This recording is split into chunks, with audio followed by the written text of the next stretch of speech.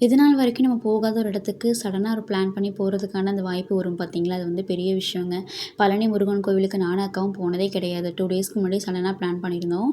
அதனால வந்து காலையில நேரத்துல எந்திரிச்சாச்சுங்க. காலையில ஒரு 5:30 கட்ட நான் எந்திரிச்சேன். 5 மணிக்கு அம்மா எந்திரிச்சு அரிசி பருப்பு சாப்பாடு பண்ணிட்டு இருந்தாங்க. அப்புறம் நாங்க 2 பேரும் கிளம்பி அதுக்கப்புறம் ஹாட் பாக்ஸ்லலாம் பேக் பண்ணிவிட்டு அக்கா வீட்டுக்கு வந்துட்டோங்க. இங்கே வந்து மகிழ்குட்டி, அக்கா, மச்சான் எல்லாரும் சேர்ந்து வந்து கிளம்பிட்டோம்.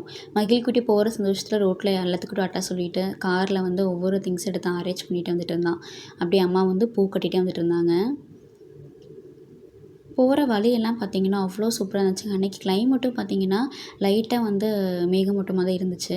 அப்புறம் வந்து ஒரு இடத்துல நிறுத்தி நாங்க வந்து சாப்பிட்டுட்டு இருந்தோங்க. இடம் ரொம்ப அமைதியா, காமா இருந்துச்சு. நல்லா இருந்துச்சு.